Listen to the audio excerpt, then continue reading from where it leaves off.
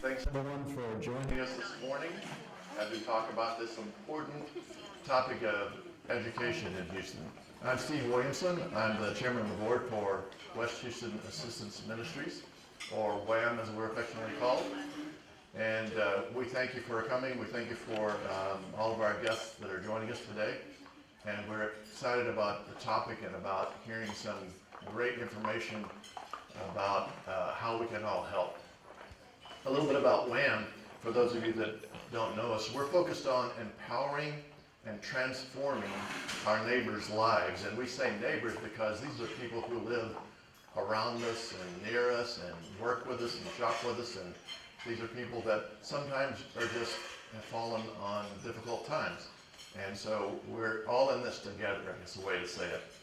And our goal is to take them from this crisis moment that they may be having to self-sufficiency by providing services such as healthy food, financial support, housing, medical resources, education, and job readiness.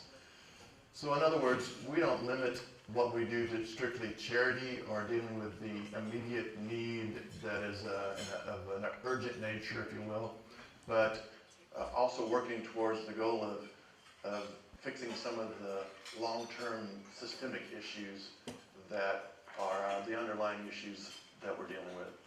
So we want to focus on the future potential of these individuals rather than what they're dealing with right now, because we want all of our neighbors to thrive and prosper. So to kick things off, we're going to have a video from Houston City Council member Tiffany Thomas, who's a supporter of WHAM. And with that, good morning. I'm Houston City Council member Tiffany D. Thomas, representing District F on the west side, the best side of Houston. I'm sorry I'm unable to join you this morning because I'm headed to D.C. to continue to advocate for funding for organizations just like WHAM to continue to provide services.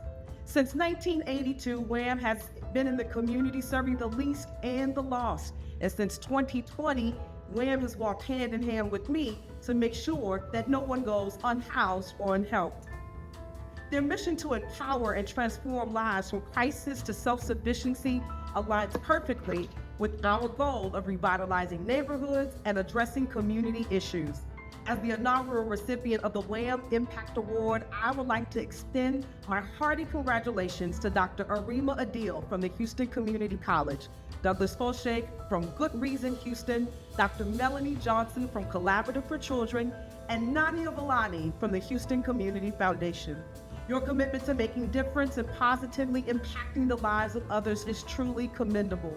I also would like to acknowledge the outstanding leadership of the board and the executive team, Board President Stevan Williamson and CEO Mark Brown. Of course, the impeccable WHAM staff. Thanks to your efforts, no one goes hungry or without help at WHAM. Clients receive the necessary assistance to prevent eviction and homelessness. As we continue to serve the unhoused community, I'm committed to working alongside nonprofit organizations like WHAM to address this challenge. Together, let's ensure to keep the West Side the best side.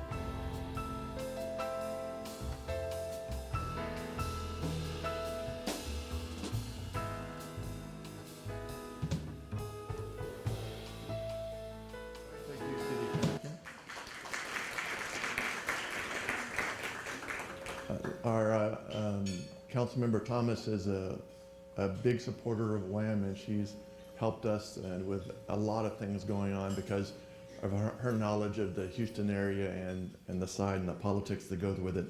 We appreciate everything she does to support us. And she was actually the first recipient of this award I'm about to present, which is the Houston Impact Maker Award. And you guys are seeing already what I'm about to say, but this award is given every year by WHAM to honor outstanding individuals and leaders who are working to address important issues that face our city and our people. While achieving commendable work, these individuals stand out in their pursuit of excellence, and they exhibit dedication, drive, innovative thinking, and actions that demonstrate genuine care and concern for our neighbors. And our 2024 Houston Impact Maker Award recipient is Sister Jane Meyer, as you see here on the photo. And before she comes up to say a few words, I want to give you a little background about Sister Jane. She's a Dominican sister, and until recently, the head of school for St. Agnes Academy.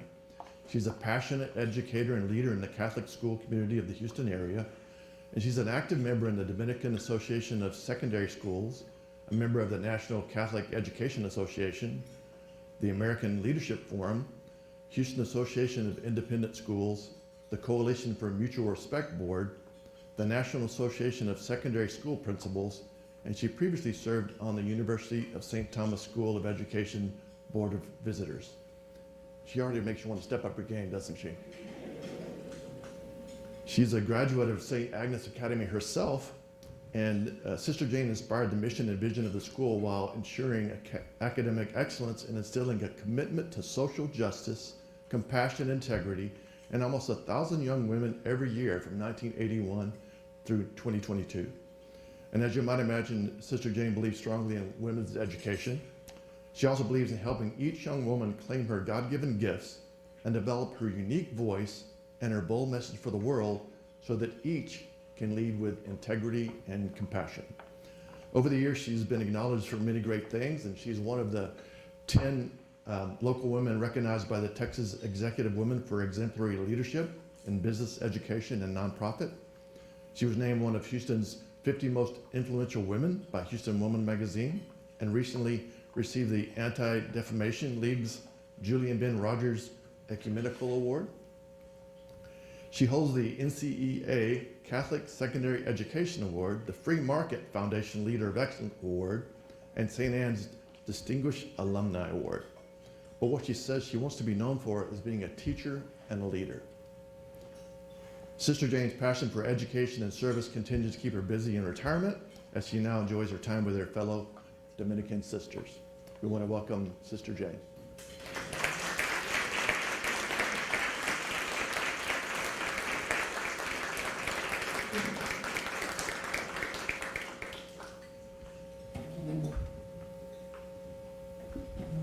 And I'll give her this thing before she gets on the speaker. So take a picture.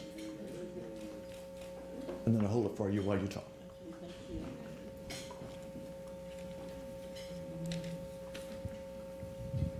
Wow, what a great event this is.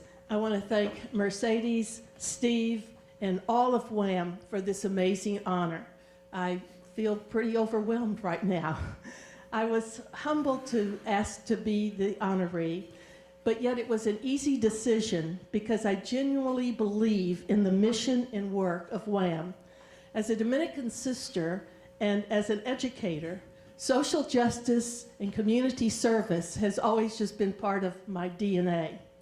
It's all about empowering and transforming, and you all do an incredible job of giving hope and help to all in your wake. I visited your website, and the stories are heartwarming and profound, and it aligns with my values and my passions. Teaching and educating has always been my passions. A commitment to developing the whole person, not just intellectual development, but so much more. Learning to live and work with all types of people, serving the community, and working for social justice. In short, it's about holistic development and community engagement, which inspires me every day to make a difference. And I would encourage all of us to support WHAM's mission and to get involved. Let's all just continue to be impact makers, because I think that that's what God calls us to be. So thank you for this profound honor and your ministry's magnificent daily work.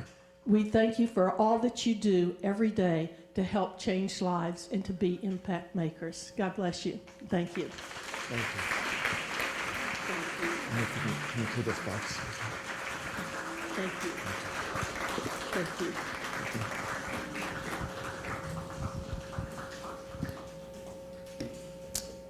Thank you, Sister Jane.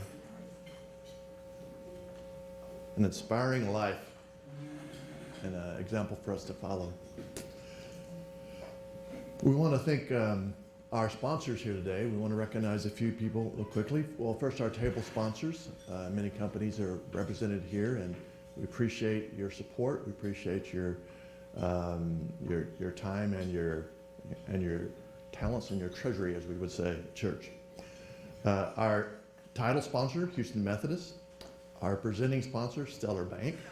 I know I saw them somewhere in here. Here we go. And also, we want to thank individuals and community leaders that have purchased tickets and help us to be in this amazing, beautiful place, but also more importantly, to help thousands of people that are in need around our city that we deal with every day at WHAM. We thank you for our WHAM staff. I know they're out here somewhere mingled everywhere, who do an amazing job, and I just get to come in here and talk about it. They do all the heavy lifting. We want to thank you for thank our event partners, the Center of Houston's Future, the American Leadership Forum, the Houston West Chamber of Commerce, the Barbara Bush Houston Literacy Foundation. And also, are there any elected officials or the representatives in here today, like City Council? Yeah, just wave at me. Thank you for being here. Appreciate what you're doing. Here we go. Thank you. Thanks for your service and what you do for our community. And then finally, Tanglewood Flower and Garden, who provided these beautiful centerpieces that are available for you today at a low price of $20. There's an envelope there that you can please put in there. If you want to put a lot more than that, we're happy to work out a deal on those flowers. But before we get started on our panel, just wanted to share a bit more about WHAM, since WHAM is of course, the sponsor here that's we're trying to bring individuals and corporations and foundations together to work towards a common cause. But for some of you, WHAM may be new to you. And again, West Houston Assistance Ministries, and I say WHAM because it's a mouthful. But WHAM was started in 1982, as the councilwoman mentioned, and we've been helping people regardless of their beliefs or their origins or their backgrounds or any of that. And before 2020, we were helping around 40,000 people a year, which is pretty impressive. And this last year, we helped 135,000 people. So you can see that it's over tripled just in these few years since COVID. You know, nothing, if Mark Brown was here, our CEO, we have a lot of conversations that you go, it's hard to run a nonprofit dealing with so many things. And then you throw in Harvey, and you throw in a hurricane, and you throw in COVID, and then you throw in some freaky freeze thing that knocked out all of Texas power. And all of the stuff seems to happen boom, boom, boom. And so we're always cautiously planning for the future, but expecting things that happen. And it's amazing how much the COVID even impacted us. As simple as this: people from businesses don't come to volunteer because it used to be, hey, that's a day off, and I go volunteer. But you know what? I'm not even going to the office, so I don't need a day off. And so, you know what I mean? There's a little bit of a mental shift there from even such things as volunteering. And so we encourage everyone to volunteer. Brother Matt's at the back table. Wave your hand at me, Matt. All right. See that young man? If you want to bring your group and come have a tour of WHAM to find out what we're all about and to see it firsthand, or to bring a group of people to come help us with whatever we need help with. They can find great assignments.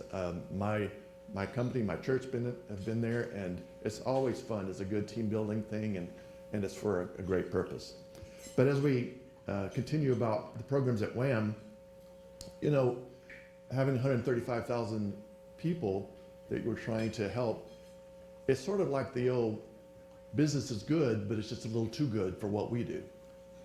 And it's unfortunate so many people are hurting in Houston. So we have created programs to try to not only manage the immediate needs, but also help them in the future. Some of our basic programs are, we have a basic needs program that we have the largest food pantry on the west side of Houston, and we provide clothing. We have a financial stability program, which includes rent, utilities, medical expenses. We have case management and various wraparound services.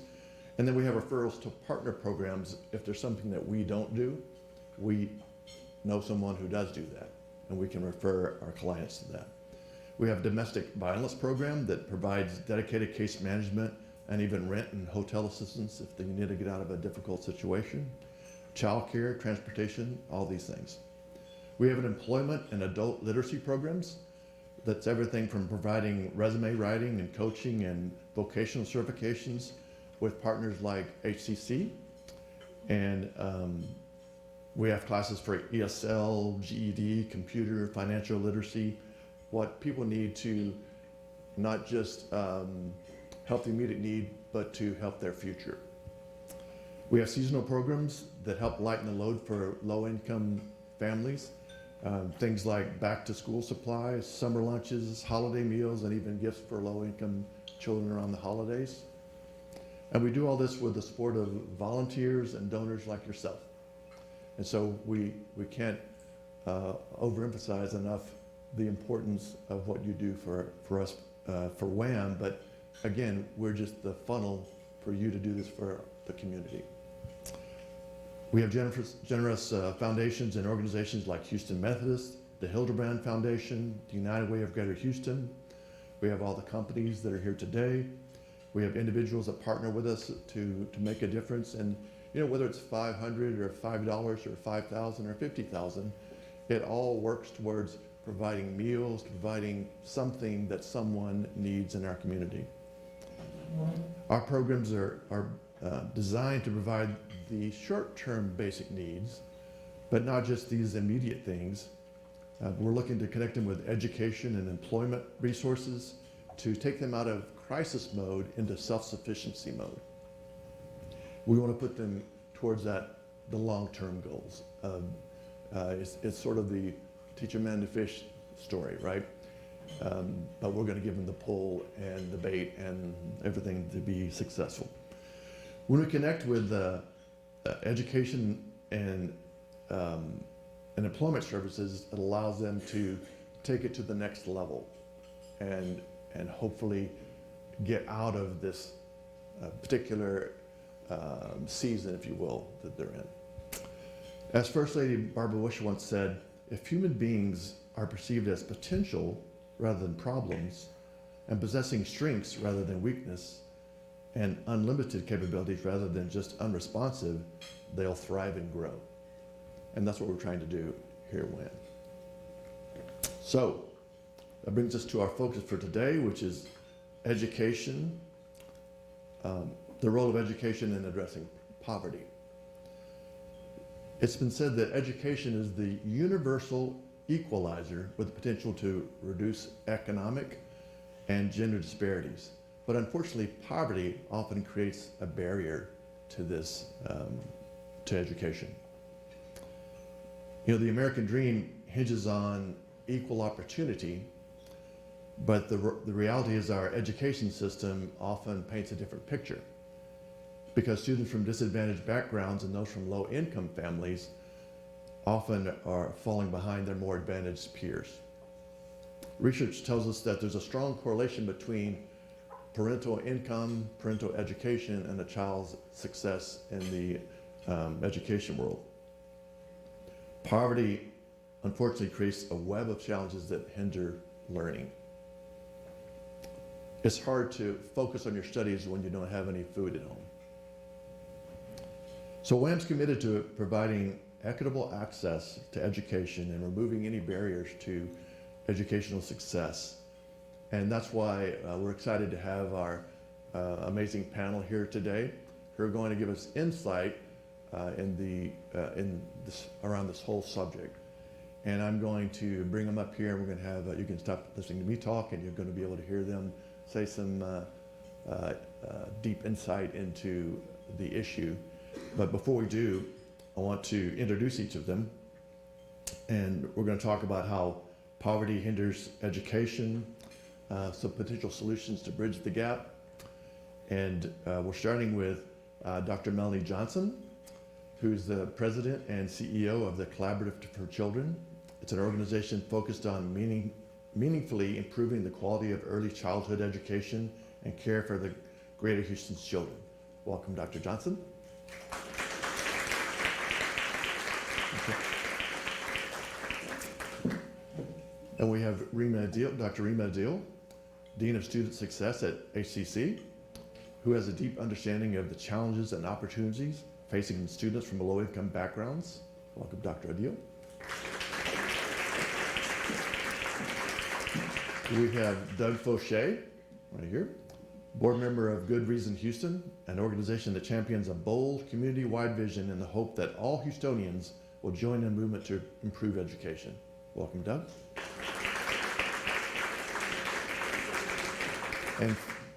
And finally, we have Nadia Valiani, the Director of Community Impact for Understanding Houston, a collaborative initiative led by the Greater Houston Community Foundation that aids us to empower all the information we need to act individually and collectively to build a Houston region that provides everyone the opportunity to reach their full potential. Thank you. All right, please have a seat. And before we get started with some questions for our panel, just want to point out there are some cards, some index cards on your table. And if you think of a burning question, at the end of our session here, I'm going to ask questions, and I'm going to have our WHAM staff swing by your table and pick up any questions you may write down on that piece of paper and bring them up to me to address the panel. Does everybody find those cards? I can't see them from up here. Are they there? No. All right, good. Right, I'm at a strange angle from you guys, but I'll give it one of these. Are we all mic'd up and ready to go? We have 2 mics to share. All right, so we'll do some moving. Oh, look, this thing moves. See this? Now I feel better. So, Dr. Johnson, we'll start with you. How does the Collaborative for Children address immediate education needs, but also develop long-term strategies to support students from low-income families?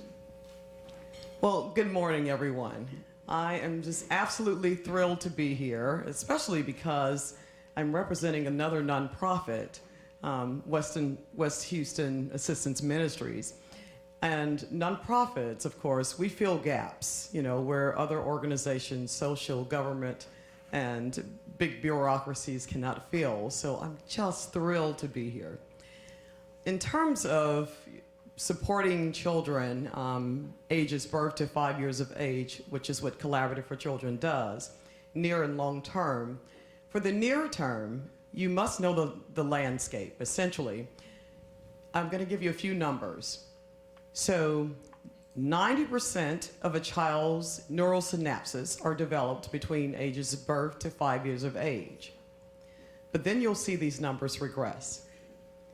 Nearly a third of the children are able to pass the kindergarten assessment exam. Nearly a third of our children are able to read on 3rd grade level. And then it gets even lower when it comes to a 2-year or 4-year college degree, where only a quarter of our students are able to earn those kinds of credentials. So what we do in terms of near term is we select 25 child care centers across the greater Houston area in marginalized communities so that we can upskill them. Their teachers and parents are able to co-teach together in their own culturally competent ways. And then we provide sustainability because we provide back of house services to the business owners, which is also always a fledgling business. So we're very thrilled to do that for the near term. We measure our success on children's trajectory towards school readiness before they get to kindergarten. So that is the most amazing opportunity to be able to perform that kind of service to the community. And then in terms of the long term, we use STEAM. Now that seems to be so overused. I think if I hear it again, I'm gonna pull my own hair out. Science, technology, engineering, arts, and mathematics. However, we use it very purposely. So the Greater Houston Partnership tells us that there are certain skills that are going to be at a deficit 20 years from now. Well, what better section of the population to start with upskilling than those who are ages birth to 5 years of age to fill those skills and those gaps. So we do things like sustainable farming and coding, and they're able to interact with social emotional learning robots. So all of those things are provided to the child care centers in marginalized communities so that we can provide long-term support for them. Thank you. I was thinking my grandkids are already better at iPhones than I am, right? So imagine what these future leaders are going to do for our community. All right, I'm going to slip over and I have an extra mic here now. Although you're not next. Just yeah, but you gave me the mic, so. Make you feel important.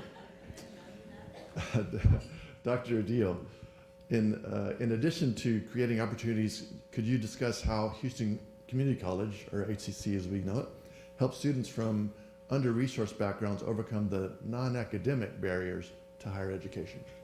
Well, thank you so much.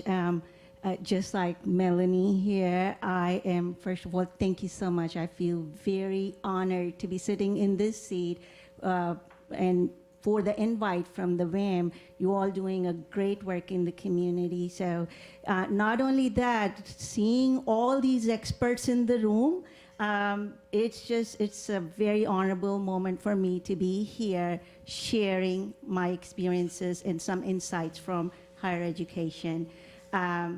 Just a little bit about Houston Community College.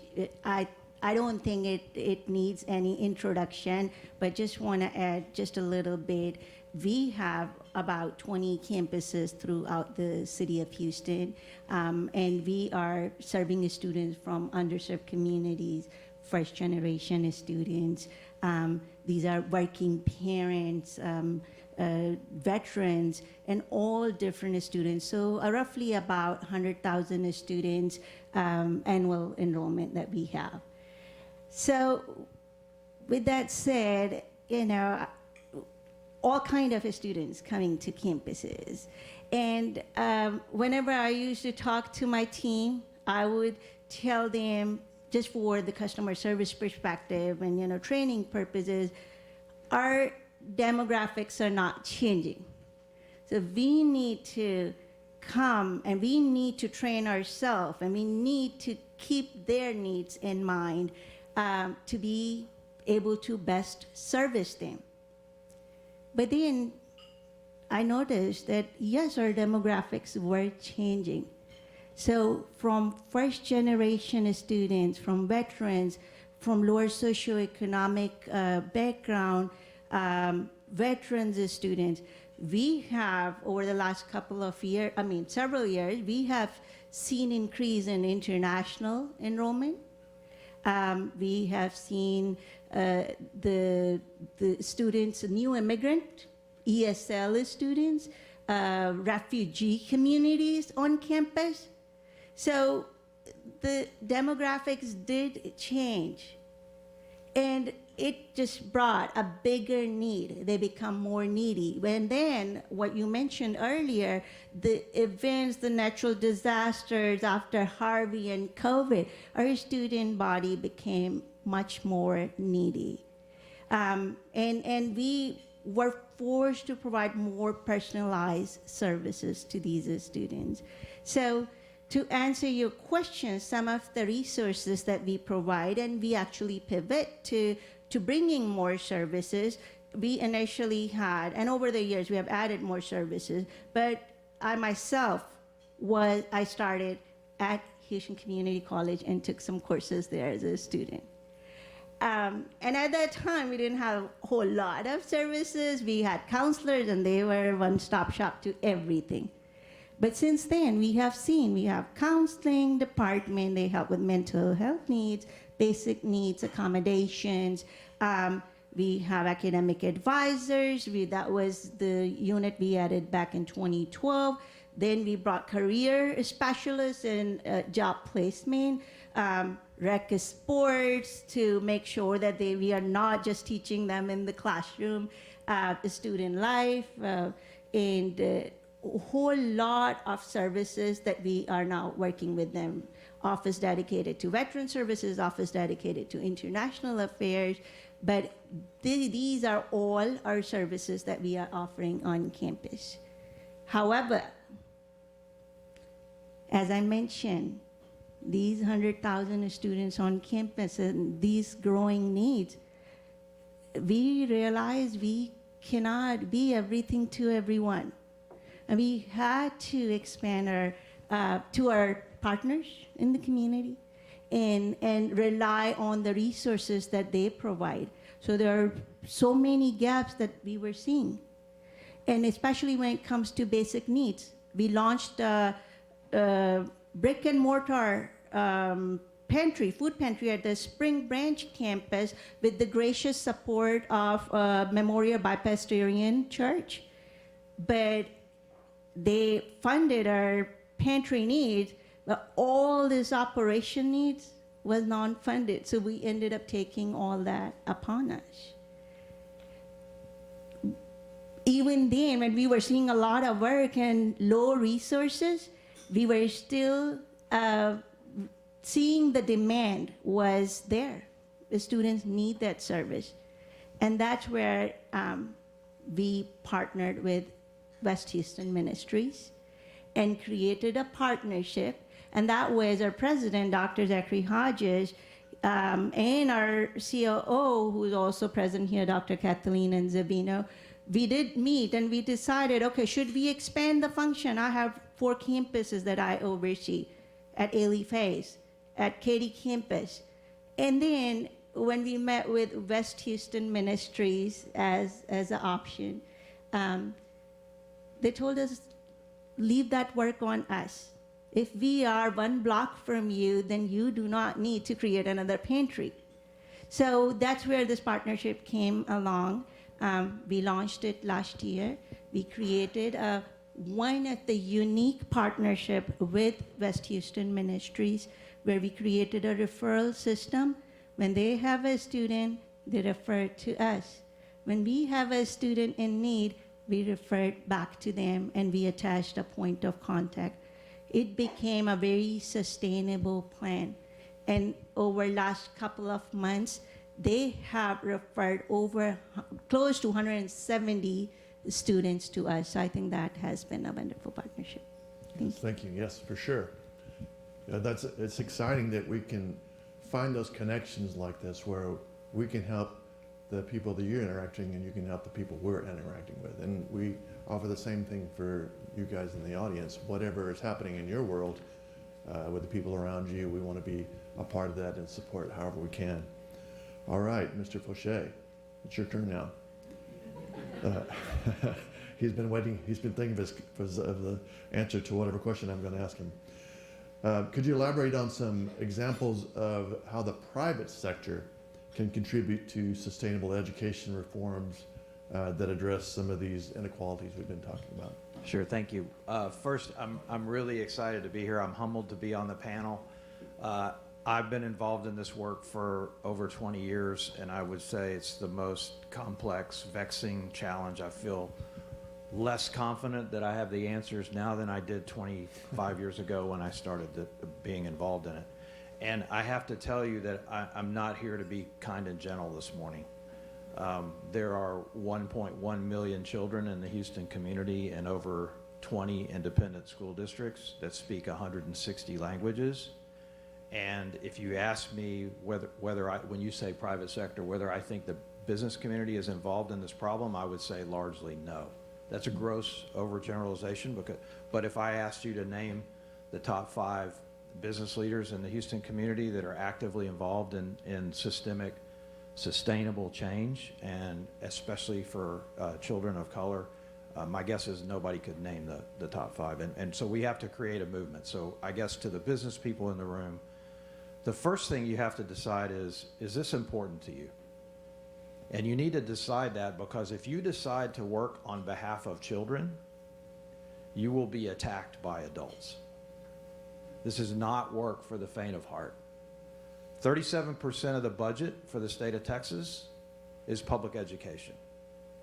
There are a lot of hogs at the trough. They are all adults, and they have adult interests. So we could agree, I think, that kids from low socioeconomic backgrounds need a longer school day and a longer school year because they don't get the same enrichment at home that most of you give your children. I don't think that's particularly controversial. But when we tried to pass the legislation that would just allow a school district to do that, the primary opponent was the hospitality industry in Texas. Why? Well, because they want Schlitterbahn to be full in June, July, and August, and they want the Holiday Inn in Galveston to be full, and they don't want you extending the school year to take away from their hotel room days.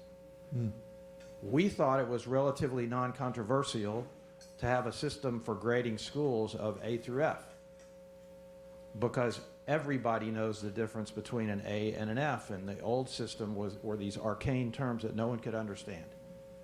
The primary opponent to A through F, realtors.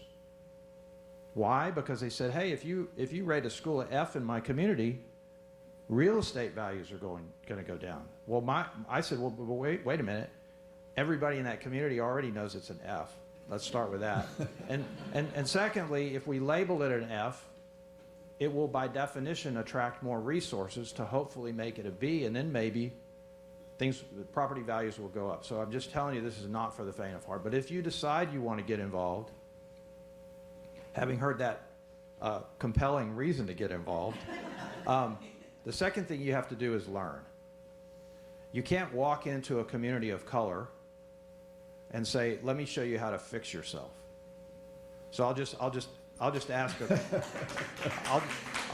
a question. How many people in the room, when they were in school, learned about the Great Migration?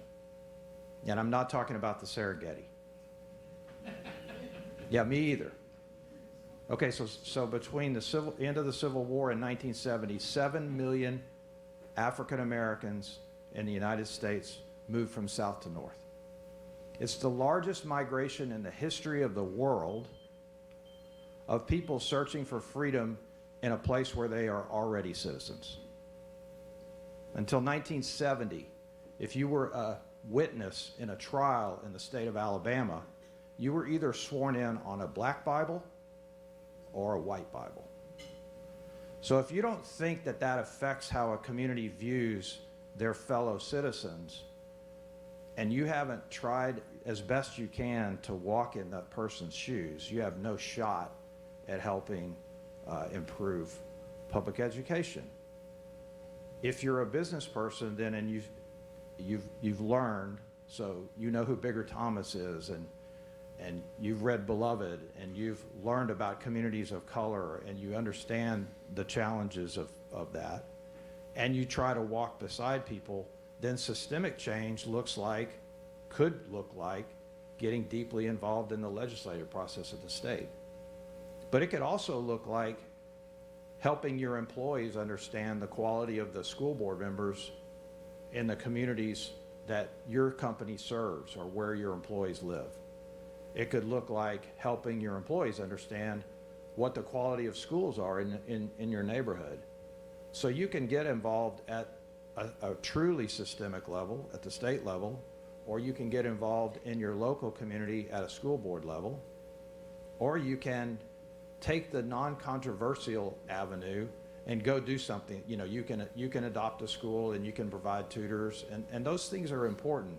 But you asked me a question, I think, about systemic and sustainable change, and that requires a different level of effort. If you want to learn about Houston schools, one place I would advocate, since I'm on the board, is Good Reason Houston. It's a relatively new organization. Everything I've been involved in that involves a very long-standing, vexing social issue requires collective impact to fix the problem. If you look at what's happened in Houston with regard to homelessness, where we're now considered a model for the country, well, it started with a mayor who decided to create an organization and a backbone that connects 250 social service organizations associated with homelessness, so that collectively we could have a vision to end homelessness. Well, that's what we need in education in Houston. It's not an organization that tells everybody what to do. It's an organization that organizes all of these individual efforts where no one can have a view individually, WHAM can't, to fix public education in Texas. But boy, if we could collectively get together and have a shared vision, we could do that. That's what Good Reason Houston hopes to do, and it's starting by being a truth teller. If you want to find out about the quality of the schools in your neighborhood, you can go there on the website and easily get information. If you want to find out what's going to happen at the next HIC school board meeting, you can find out what's on the agenda, and you can find out how school board members voted, and you can make a decision for yourself directly about whether they did the right thing for kids or whether they did the right thing for adults. Thank you, Doug. Yeah, we appreciate your statistics and your encouragement and shove, if you will, towards getting involved. And once again, Matt's back there if you want to find out and volunteer for WHAM. And again, look at the titles right up here: HCC, Good Reason Houston, Collaborative for Children, Houston Community Foundation. Lots of good organizations you can get connected to help us all work together for this. Ms. Valiani, what patterns have you observed in understanding Houston's data regarding the impact of education, disparities on poverty, and how these insights help us with community interventions? Good morning, everybody. Can you hear me okay? All right, I'm not sure. Click that. There you go. I think that worked. Try now.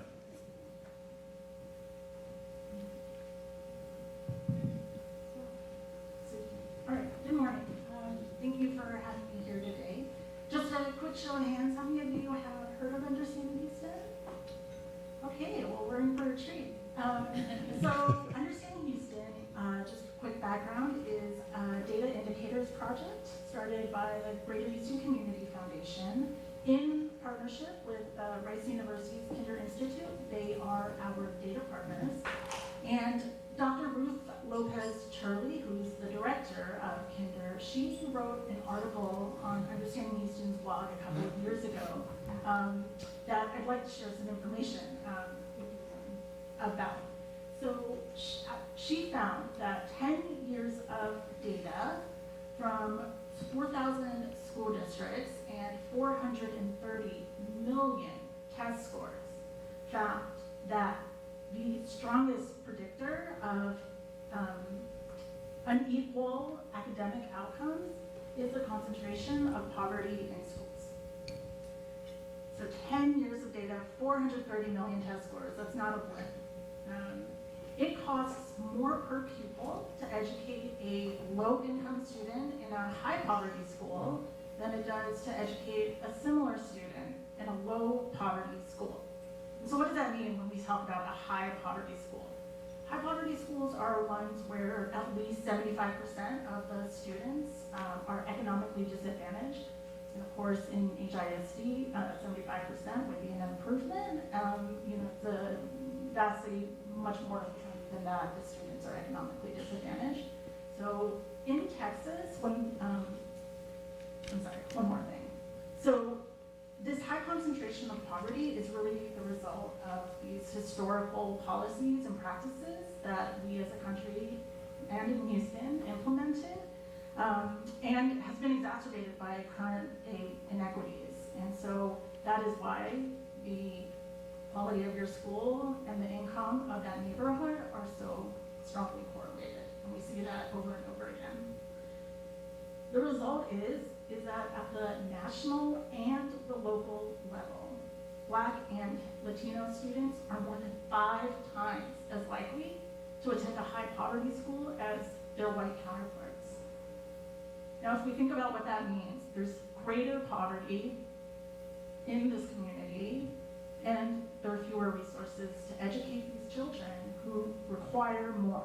They've experienced more trauma, they have greater needs than we are able to provide for them, and that schools can do. It goes beyond the scope, right? You're here to educate, not just do food pantry, and that's why you have the seek out these additional partnerships. This disparate access is really the result, produces these disparate outcomes that we see. And that's a huge, huge issue for us. So one thing that we've seen to help in terms of these issues is we really just need some holistic services, which we do in our community, right? We need to do it better, and we need to collaborate much more. And I'm loving all of this collaboration on the stage already. And this collective impact work is really the only way that we're going to be able to tackle these incredibly intractable, complex problems. Right. Thank you. You know, one of the things that I see is when we're trying to plan for things at WHAM, it's easy to get caught up in this is what we do versus what do people need. And so that's why it's invaluable to hear from individuals like yourself who are dealing with a different circumstances and segments of the community, that when you can say, it'd be really nice if you had this, and then we can take steps to meet that need as well. And it, of course, meet your needs as necessary. So Dr. Adil, maybe you could share some insights on how mentorship and community engagement can complement the financial aid for low-income students and various needs at HCC. So this is a great question, and thank you for the question.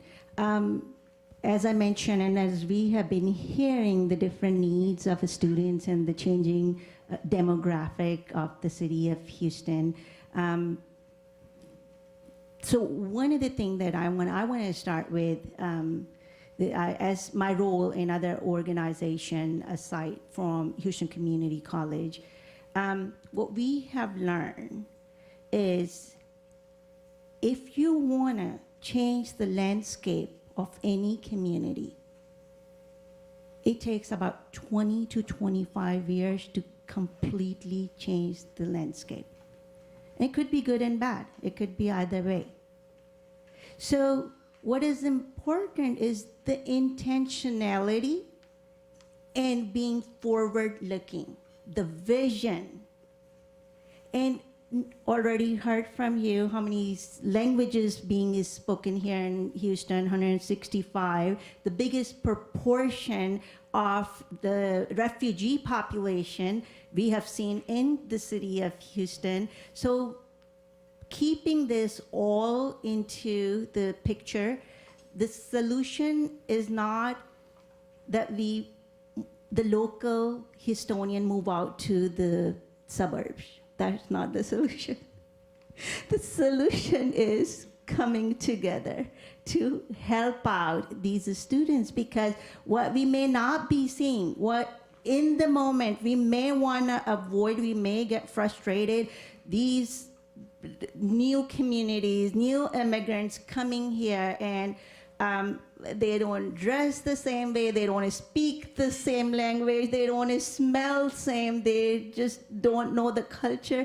There's a lot of need for mentorship, and if we do not pay attention to this right now, 20 years from now, we will have siloed communities. People will be interacting among themselves, continue to be speaking their own different languages, and we will find the pockets of different culture. So putting it in the Houston Community College point of view from what we are seeing, obviously these students come into some of our local students who are from here. Going back to mentorship, these students, they come, and about roughly 50% of our student body who's attending college or starting with us, they're first generation students. They're very lost. They don't know where to start, where to end. They might have seen, or some have seen role models, so they come and they tell us, oh, yeah, I want to be a nurse because my friend is going for a nursing. Or I want to do a welding program because my dad does welding or whatever have you. So there is a lot of need for exposure. We recently hosted a industry mentorship program, And the day we opened it, we had 170 students registered for that program. We brought industry experts, and it was targeted toward healthcare. But just the concept, anytime healthcare comes to mind, we are thinking, oh, doctors and nurses. The students start, and it's a competitive major, and they cannot finish, and then they don't know where to go. 4 years later, with the biology degree and $26,000 debt, they can be a lab assistant or something like that. So it is very, very important that they have role models, both for cultural and social needs, also the academic needs and careers. Obviously, colleges, and especially colleges, nobody goes to college to go to a college. They're looking for careers. So that's where the needs of mentorships come in. And obviously, when we work with them, over 70% of our student body is working either a part-time job or a full-time job. So they're taking part-time classes. So financial support, shadowing experience. It is hard time for students at that time, and they're in college because they have to pay all these tuitions and everything. But then at the same time, we do need these industry collaborations. Thank you. Yeah, I do a lot of work with college students, and one thing I noticed is they come to school, want to be this major until they get to school and realize there's so many other opportunities. They just didn't know until they met other people. And then suddenly their heart feels going in a different direction. Something you said about changing the culture in 20 to 25 years reminds me of a statement someone once told me. They said that, when is the best time to plant a tree? 20 years ago. But the second best time is today, because it will never grow, never get bigger unless you start and stop thinking about it, if you will. Thank you for your contribution. Mr. Foshee, what are the challenges and benefits for businesses in contributing to educational programs, and how can these programs be structured for a mutual benefit? Yeah, so I think there are actually lots of ways. I'll give you some examples of some things that are happening now. I think people forget that there's this huge education component to a school district, and then there's a business component to a school district. And so if you think about every superintendent in the city of Houston is overworked and under-resourced. By the way, I served on the board of KIP Academy for 17 years. And one of the things that I love about charter schools, although they have their own problems, is that charter schools tend to say, hey, we have this problem, can anyone help? And traditional ISDs tend to say, nothing wrong here. And so when you find a superintendent who's open to it, for example, HISD has 26 different start and stop times for their schools. Wow. They spend $56 million on bus transportation to transport about 9,000 out of 180,000 kids. So for the kids that ride a school bus in HISD, it costs HISD $6,000 per kid per year. The state of Texas only gives them about $10,000 to educate the whole student. So you might say, gee, there's a logistics problem. Well, there are companies in the city of Houston that understand logistics. Waste Management has a few garbage trucks rolling around the world. When I was at Halliburton, we drove around the earth twice every hour.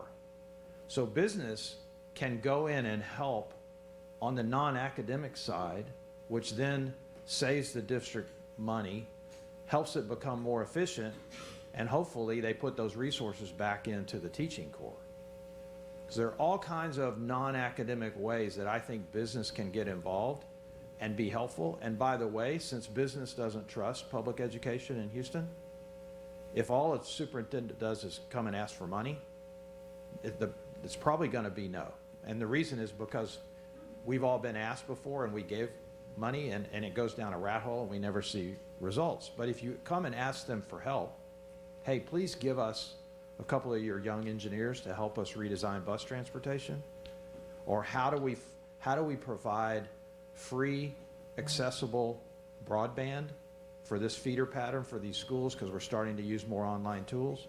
Those are the kind of things that can build trust between a district and business, so that down the road, if you have, for example, you want to pass a big bond, not to mention a school, HISD, who hasn't had a bond in over 12 years, maybe then the business community gets behind the bond. So those kinds of things, I think, makes lots of sense. And then you can touch the academic side. So every big company could be a huge help to families that are trying to understand FAFSA, so their kids can actually apply to college. That's a complex process. Every business has somebody that could help with career counseling. The average student, I'm using HISG just because it's the hole in the donut. It's 180,000 students, 33,000 employees, $2 billion a year business. The average student in HISD gets 30 minutes of college counseling. I mean, what did your kids get? They got 30 minutes a night at your dinner table. Forget what they got at school. And so those are the ways I think business can get involved in a real win-win way with schools. Thank you, Doug.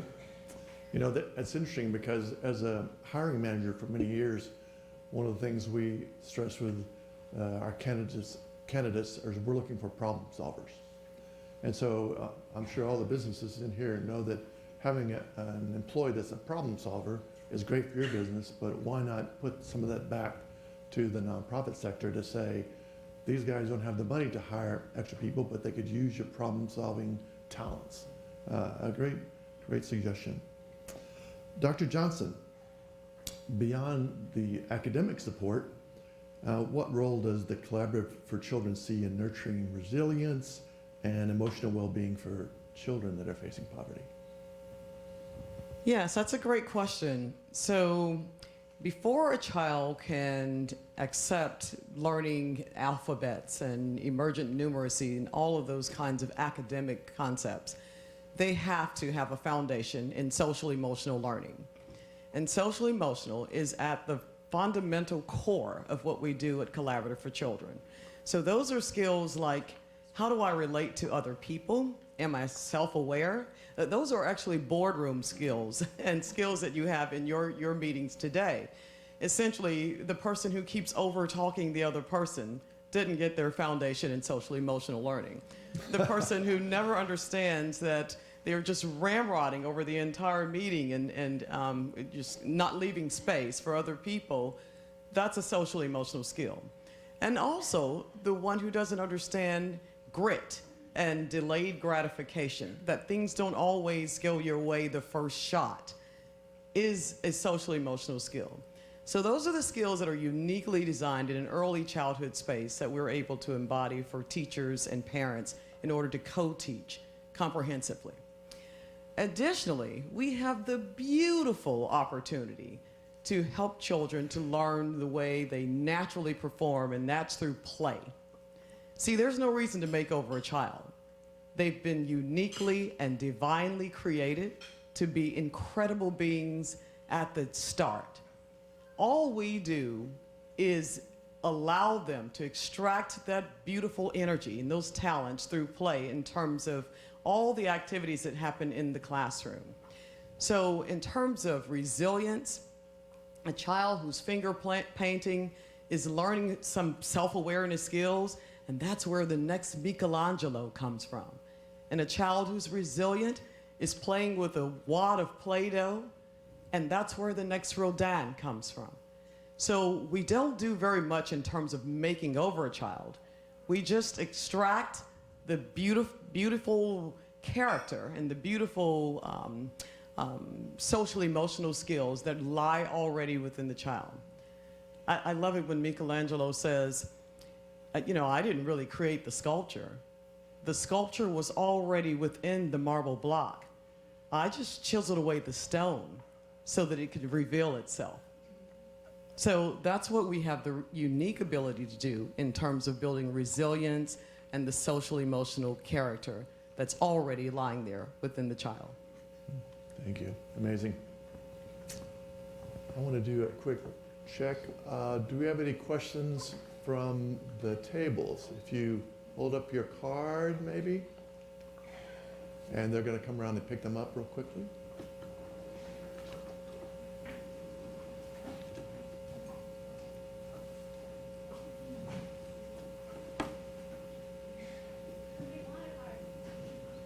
Somebody need a card? Sure. This gentleman right here, if we can hear your question. I'm Jimmy Dunn. I'm a retired middle school math teacher in Houston. We had horrible punishment then. I thought that as a child abuse, stopped going in the organization to get rid of it. But I'm here today to talk more about college. Education is the key to prosperity for individuals and nations. There are 7 countries that have free universities. I think we ought to push for free tuition in public colleges here in Texas. If you got that, the students would graduate from college, they get better jobs, they earn more money, and they pay more taxes, so the program pays for itself. And so I heard, hope everybody here would advocate for our legislature, our Congress to give the money for free tuition in public colleges. It's going to benefit everybody. Okay, thank you, sir.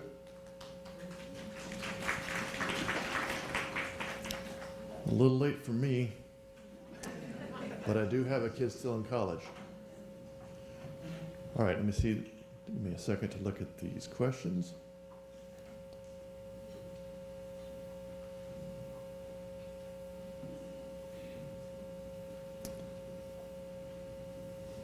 All right, just jump out, whichever one wants this. What are the largest barriers for uneducated parents who want to support their children's education? Can you repeat that question? What are the largest barriers, largest barriers for uneducated parents who want to support their children's education? In other words, they want it better for their kids than what they had. Yes, ma'am. One of the largest barrier for uneducated parents or educated parents who have not had their education in the system here or from other countries is navigate through the college onboarding process and supporting their students. A recent survey came out, which was just yesterday. I was in the meeting when we surveyed the students. What is the biggest barrier? I would agree with the comment earlier made that they said financial. It costs too much to go to college. So that's what our students are saying. And in practice, from what I have seen, I've seen several students and served several different geographic areas in Houston. I have seen students who do not have money to eat, to do anything. So one specific example, there was a student, we hired him as a student ambassador, and he was like, oh, ma'am, whenever he would share information, my parents need support, my family needs support. If I don't work, we will not have food. So it's not just me, it's my whole family responsibility on me. So one time he showed up and all his hands were swelled and red. And I'm like, what happened? And he says that I work a job. He was a butcher, so he cut the frozen meat, and that's how he got all these bruises on his hands. That was the eye-opening experience for me. This is just one experience. There are tons of things that we see. So sometimes the students' body that we serve, lower socioeconomic students, if we have 1,500, we are only able to convert 300-400 students out of there. And it's not that they are not interested. They're showing interest. They're doing application, but they do not follow through. So we had just recently, last semester, a list of 200 students who have completed the 10 parts onboarding process, everything was done. But towards the end, they were not able to pay. So then we started calling these students, what are your barriers? But obviously it is parents who do not understand how to navigate financial challenges. If they cannot pay, then they cannot go to school. Yeah, I would just say in what I think about it in the K-12 system is it is incredibly difficult to understand what the quality of your school is and what choices you have as a parent if your neighborhood school isn't of high quality. It's incredibly difficult to navigate the process of signing your child up for pre-K. We have pre-K slots in districts all over this city that go unfilled every year that are available. Why would that be? Well, try to, just as a thought experiment, go try to register one of your children for pre-K. It's really hard, and that's really hard for us, and most of us in this room are English language natives.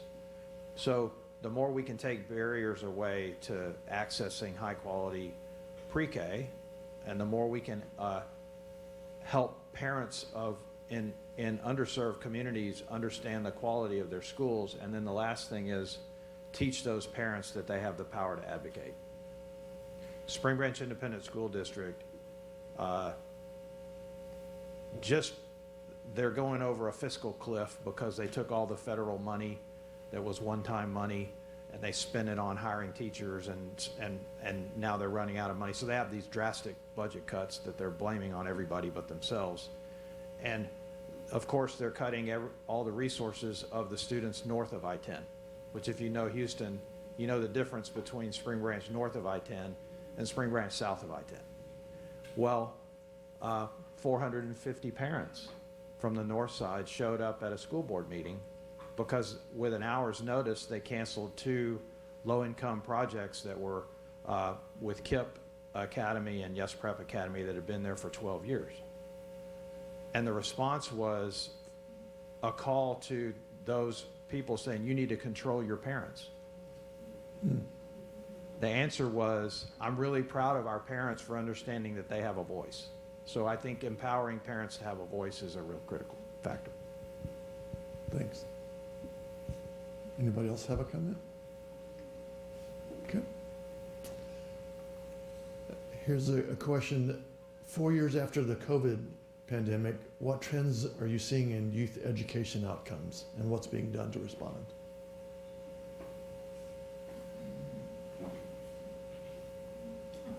All right.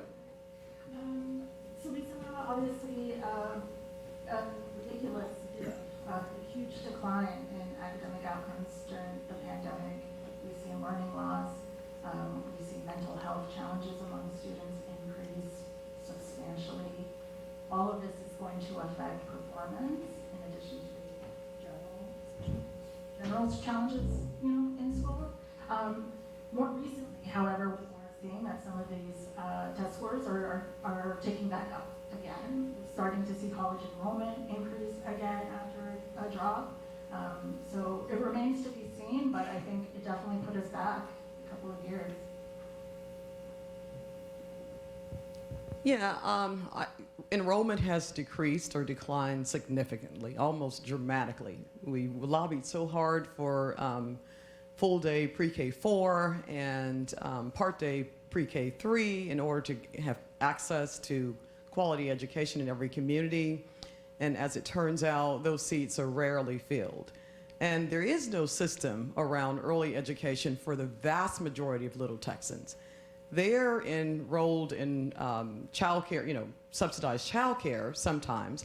However, most Little Texans are in homes with family, friends, and neighbors. We call those FFNs. And there is no system of accountability there. There is no expectation. There's no training for teachers. So as a result of COVID, if we were already in dire straits, we're even more so then. The enrollment has decreased dramatically, as I said, but it turns out the access has not changed at all.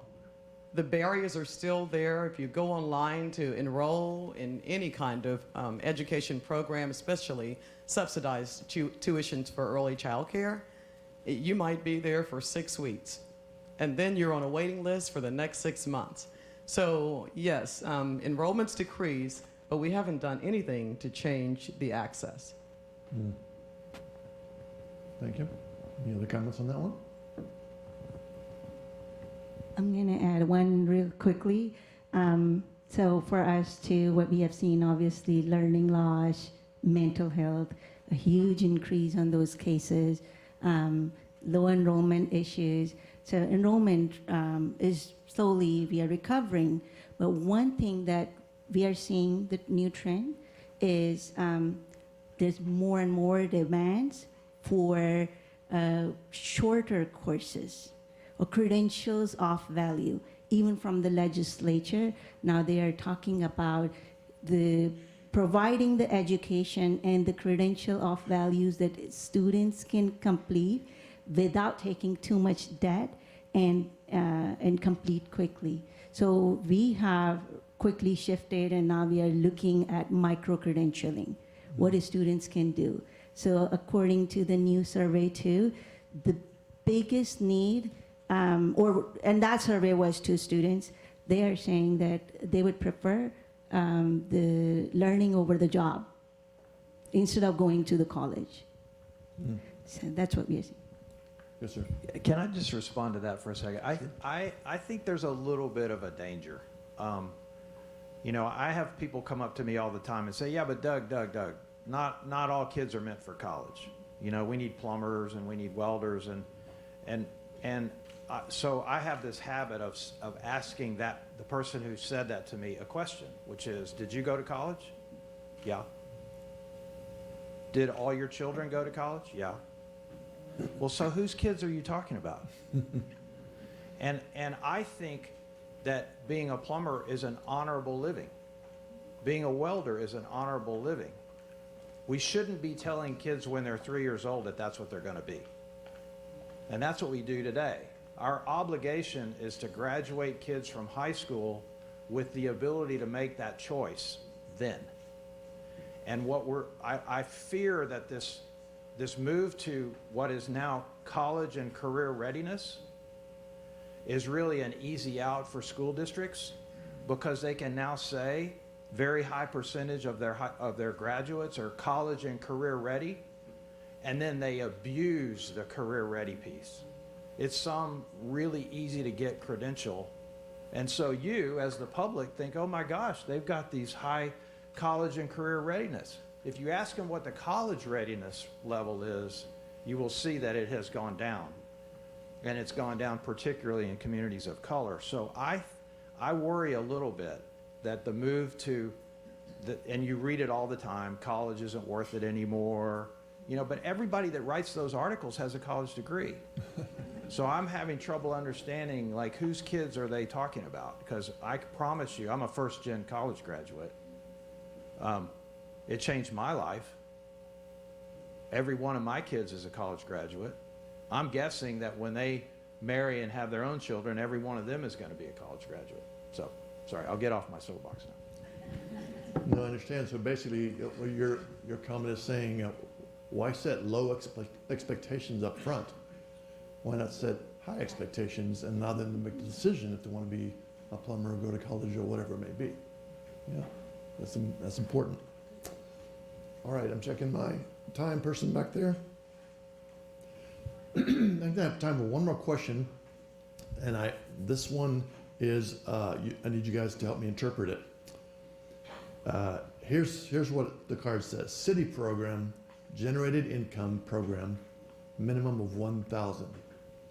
Question mark. Does that ring any bells with anybody?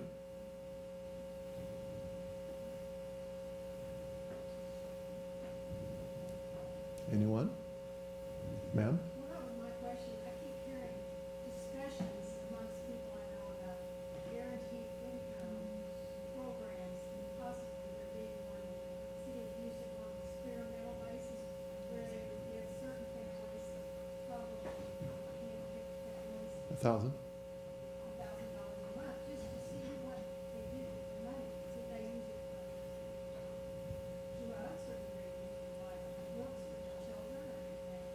Are you guys aware of this? Okay.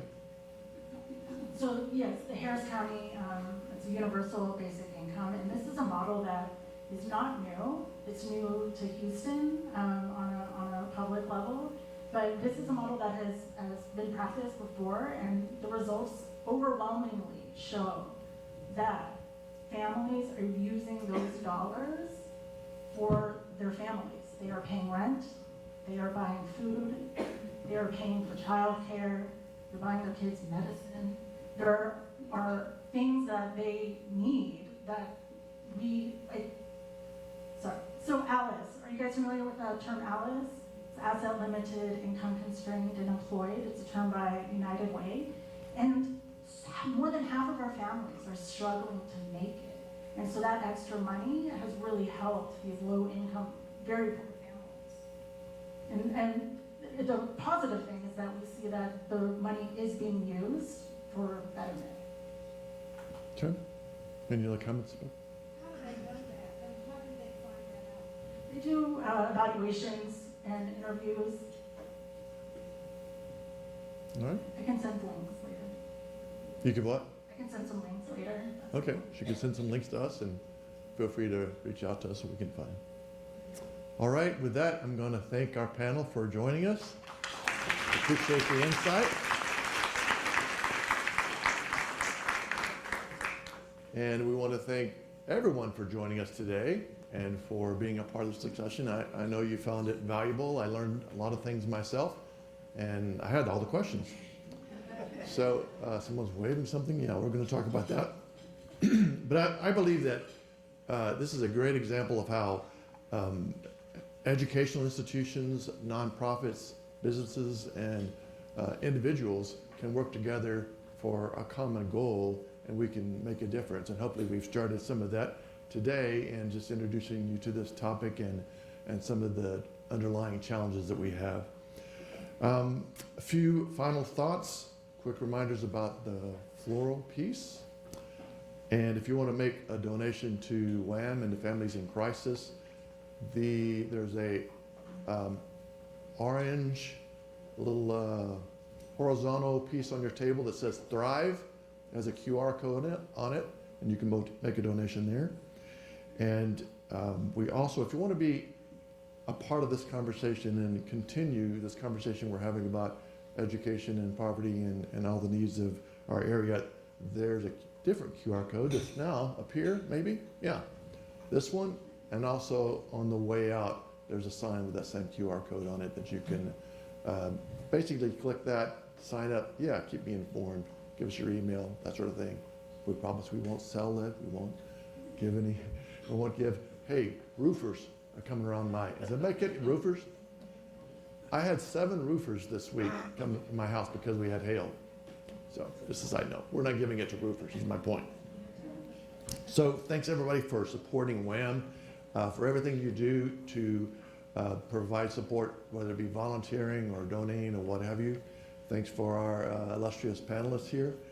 And we are going to close and ask that you all have an amazing day today and be blessed.